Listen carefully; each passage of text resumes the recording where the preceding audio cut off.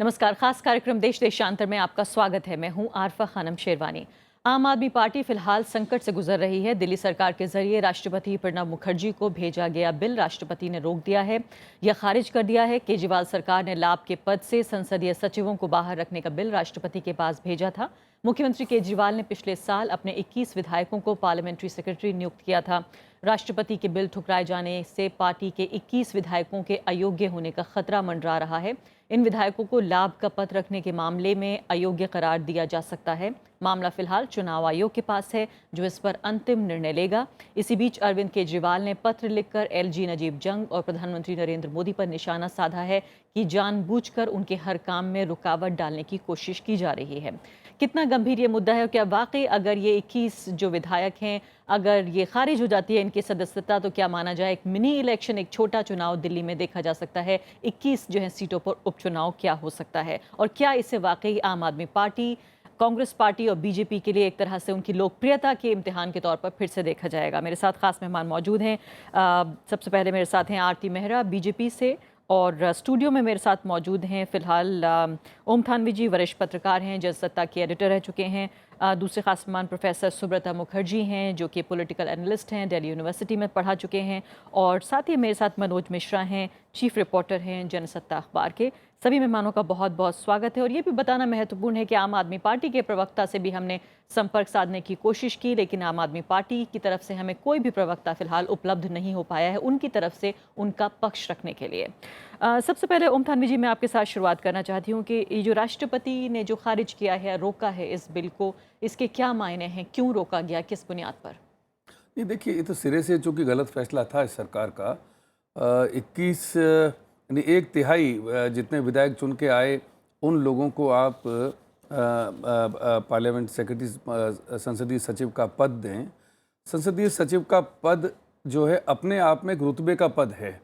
तो ये तो ठीक है कि जो सरकार कहती है कि हमने उनको पैसा नहीं दिया, पारिश्रमिक नहीं दिया, हमने उनको पर्स नहीं दिए, लेकिन अपने आप में जो पद है उसका एक असर होता है। अगर उनको सचमुच अपने मंत्रियों की मदद के लिए विधायकों का इस्तेमाल करना था, विधायकों को काम देना था, तो कोई और भी पद इसके लिए सोचे समझे जा सकते थे। जैसे सलाहकार के तौर पे वो लोग उनकी मदद कर सकते थे, लेकिन संसदीय सचिव जो है उनको बनाना मेरा मानना है कि गलत था।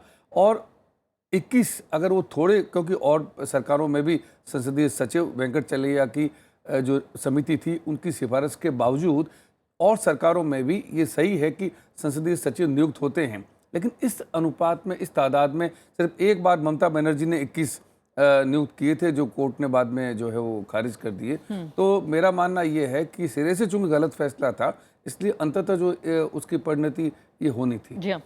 प्रोफेसर सुब्रता मुखर्जी, पहले इसको समझने की भी कोशिश करते हैं कि आखिर ये मामला क्या है। ये जो बिल भेजा गया था राष्ट्रपति के पास, ये बताने के लिए भेजा गया था कि ये ऑफिस ऑफ प्रॉफिट का मामला नहीं है, लेकिन ये भी इसमें एक तकनीकी बात है कि पहले आपने सेक्रेटरी बनाया और उसके बाद बिल जो है भेजा जा रहा है, यानी कि पीछे वक्त में जाकर रेट्रोस्पेक्टिव इफेक्ट जिसे कहते हैं, उसके तहत जो है ये बिल नहीं पास हो सकता था। क्या इतनी समझ मुख्यमंत्री को या उनके जो सलाहकार हैं उनको नहीं रही होगी? देखिए, असंगतियाँ जो बहुत बहुत सारी थी।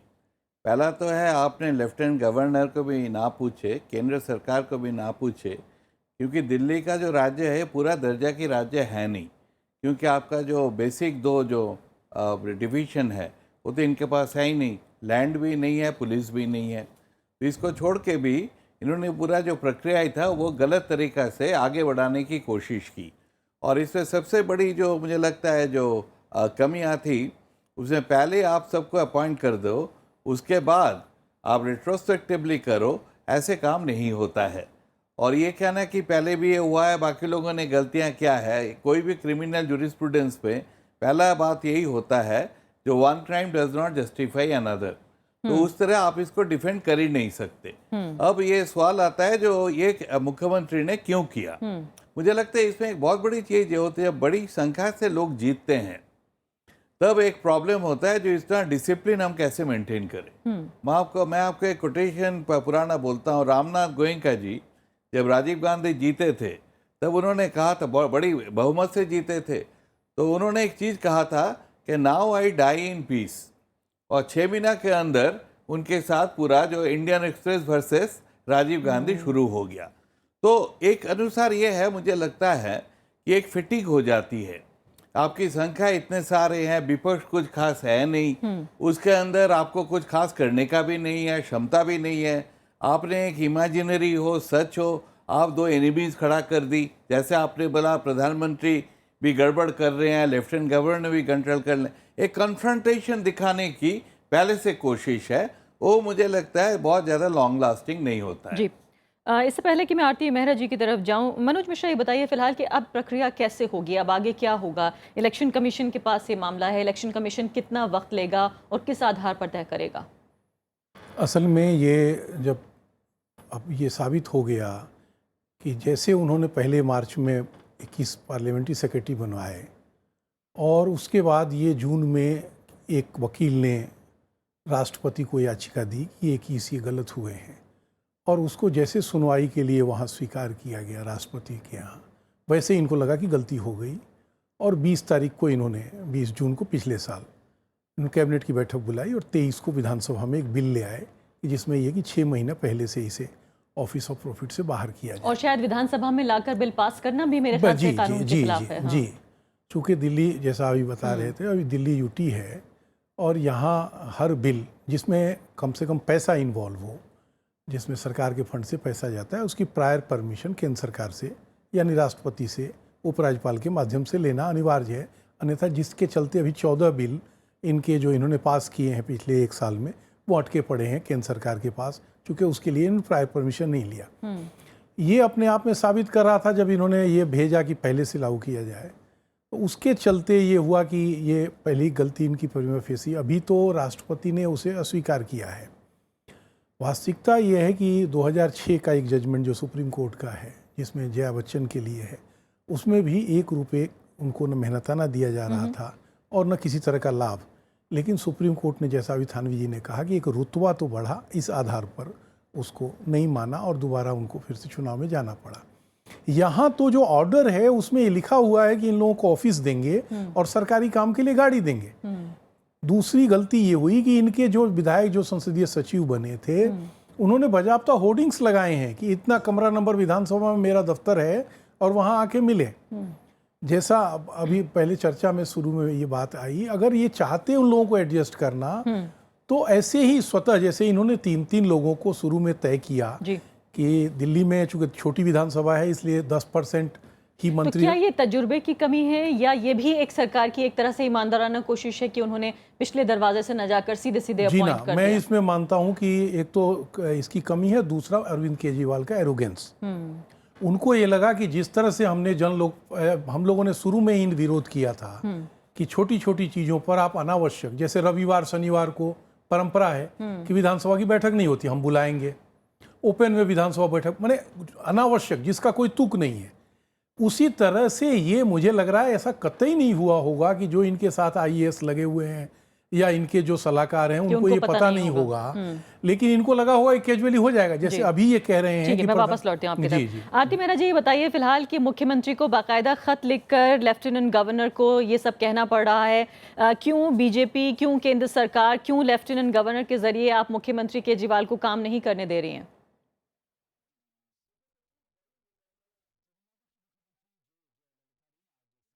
देखिए कितनी बड़ी विडंबना है और कितना बड़ा धोखा है।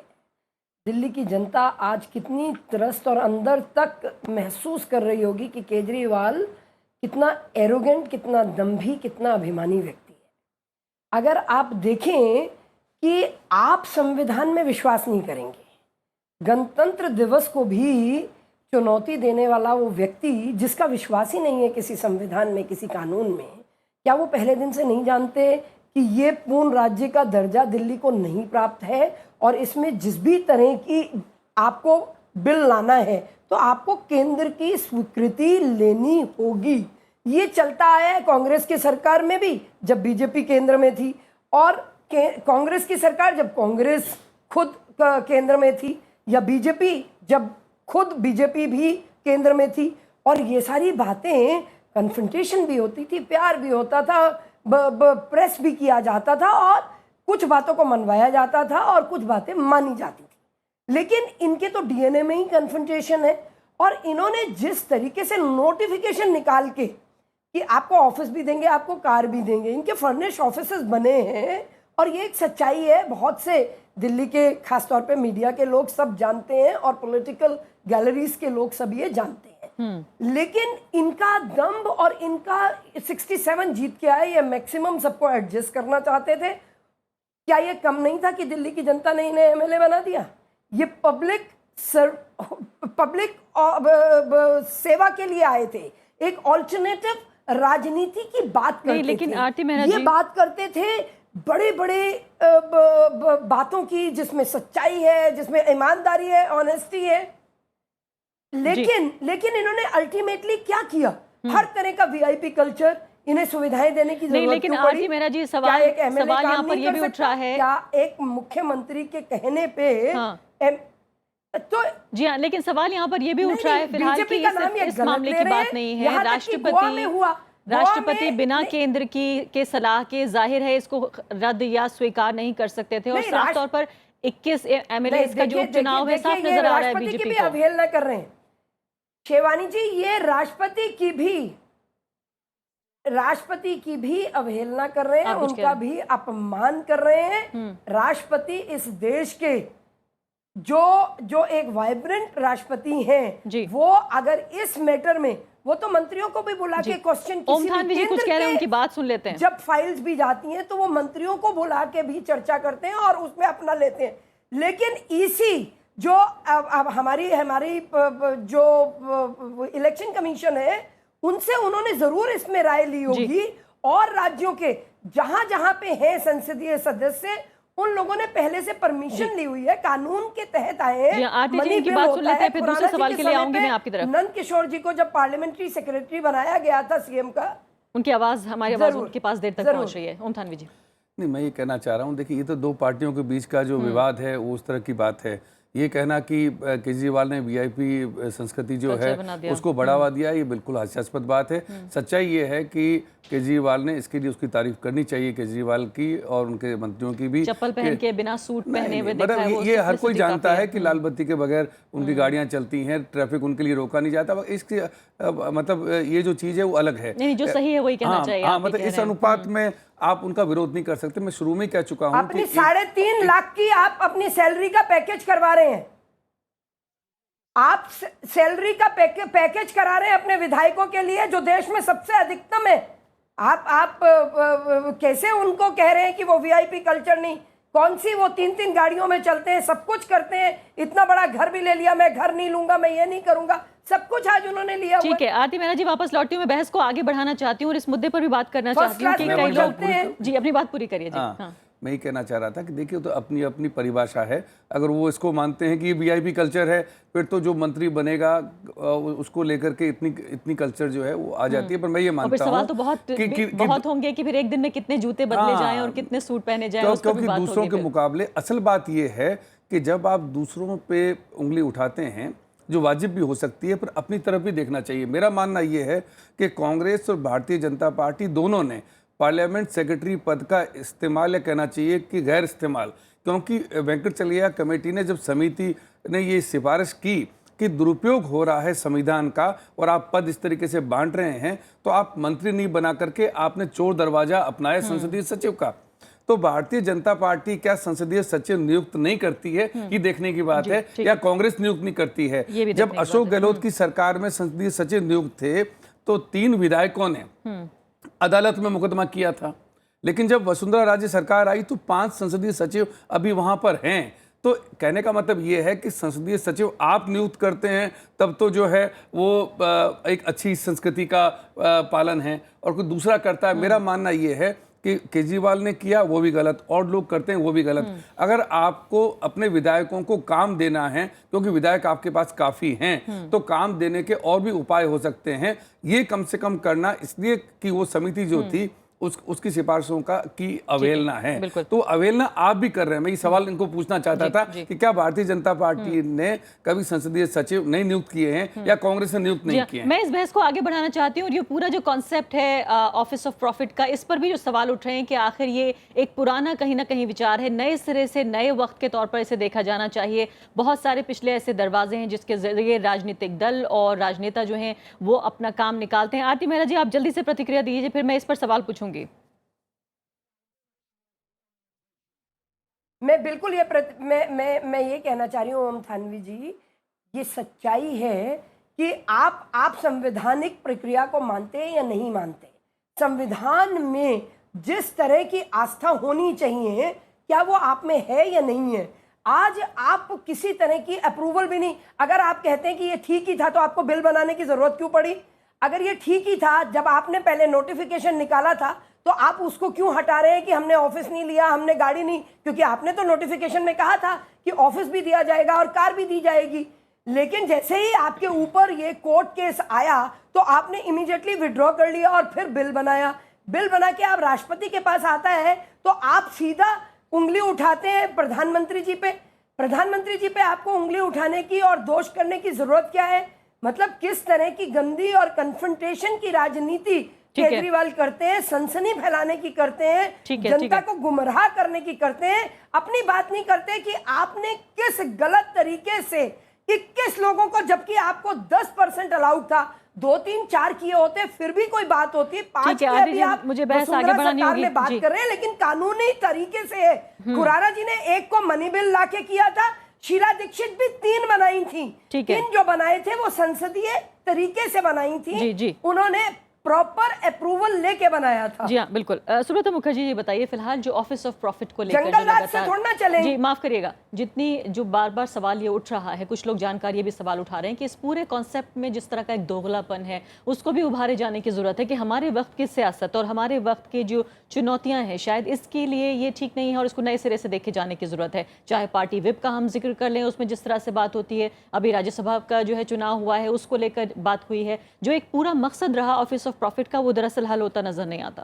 देखिए, ये जो पूरा जो चीज़ है, राजनीति चलती है राजनीतिक संस्कृति के ऊपर, और उसमें आपके सारे जो राजनीतिक दल है उनका एक मिनिमम कंसेंसस बहुत ज़रूरी है कि रूल्स ऑफ द गेम, जो हम इसके बाहर नहीं जाएंगे।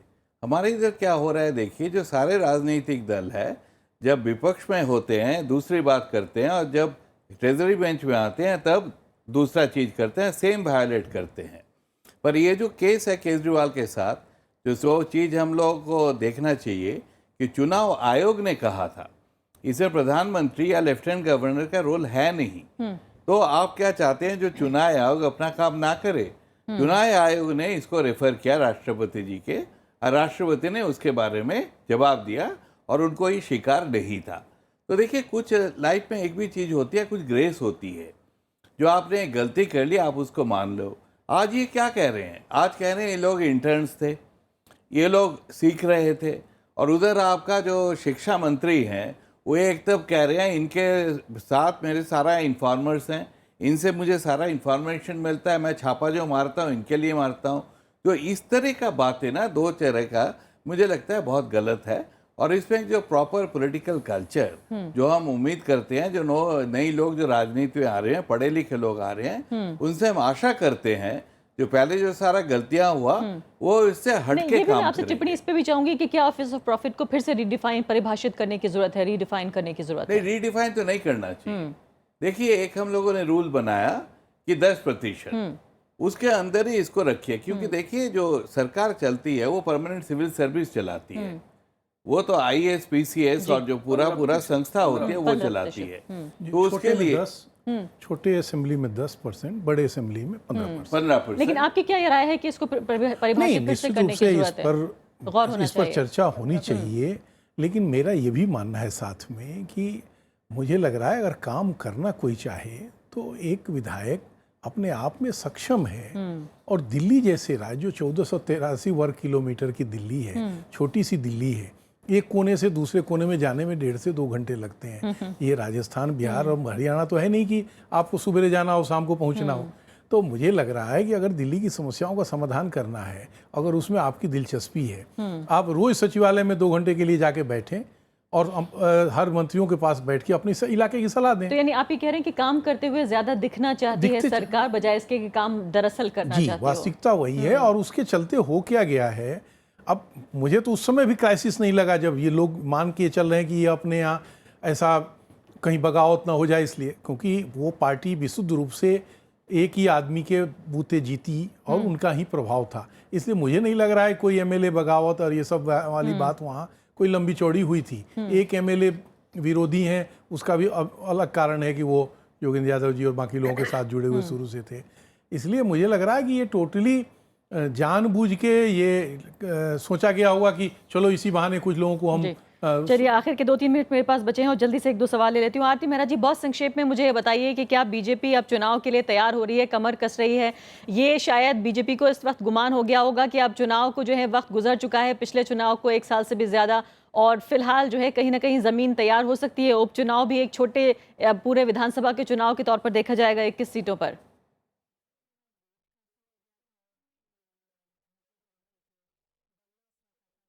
देखिए, बीजेपी विश्वास रखती है संवैधानिक प्रक्रिया में, इलेक्शन कमीशन में, राष्ट्रपति के निर्णय में।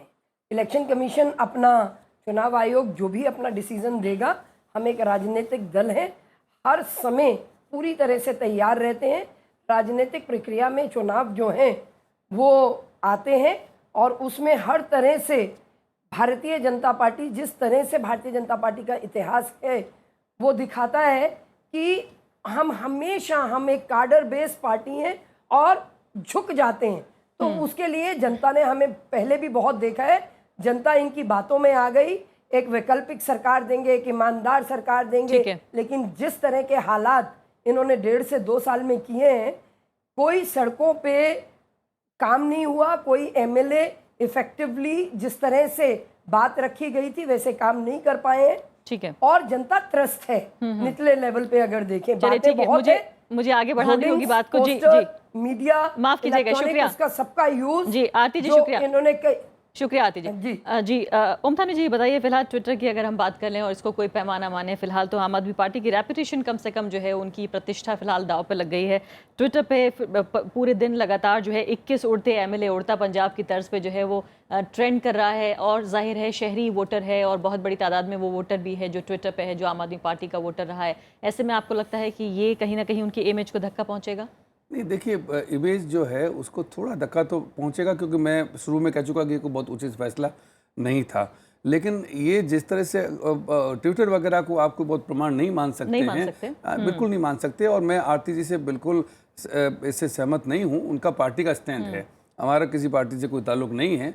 लेकिन ये कहना कि दिल्ली की सरकार, दिल्ली की जो जनता है वो जो बहकावे में आ गई या भुलावे में आ गई वगैरह, मेरा मानना ये है कि अच्छा काम इस सरकार ने किया है। मतलब उनकी लोकप्रियता बनी हुई है, आपको लगता है? बनी हुई है। और केंद्र सरकार और उनके जो प्रतिनिधि जंग हैं, नजीब जंग और पुलिस प्रमुख जो चले गए बस्सी, इन लोगों ने जिस तरह से इस सरकार के साथ सलूक किया, मेरा मानना यह है कि केजरीवाल की जो प्रतिक्रिया है उसको उस परिप्रेक्ष्य में देखा जाना चाहिए।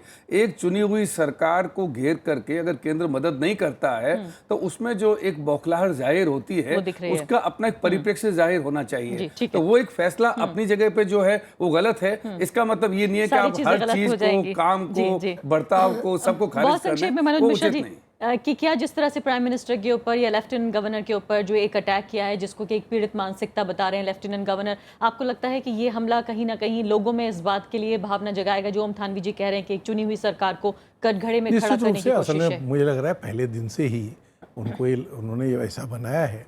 और निश्चित रूप से इसमें कहीं ना कहीं तो ये होगा ही कि जिस तरह से बीजेपी के हाथ से छीना उन्होंने, निश्चित रूप से बीजेपी के लोगों को ये पीड़ा होगी कि हमारे हाथ से हमारी बारी थी कांग्रेस के बाद तो वो हमने ले लिया, इसलिए निश्चित रूप से पीड़ा तो होगी। लेकिन ये निश्चित मेरा ये मत है कि अगर चुनाव होंगे तो आम आदमी पार्टी को कठिनाई होगी। और 21 रिपीट करना तो बड़ा मुश्किल कठिन होगा आपको मुश्किल लगता है। जी फिलहाल सभी मेहमानों का बहुत बहुत शुक्रिया। तो साफ तौर पर ये कदम जानकार भी बहुत अच्छा नहीं बता रहे हैं आम आदमी पार्टी के लिए, और बता रहे हैं कि कहीं ना कहीं उनकी जो इमेज है उसको धक्का पहुंच सकता है। सोशल मीडिया हालांकि ओम थानवी कह रहे हैं कि यहाँ पर इसको पैमाना मानना ठीक नहीं है, लेकिन अब देखना होगा कि आगे चुनाव आयोग कब तक अपना फैसला सुनाता है। इसी के साथ अभी के लिए इतना ही। नमस्कार।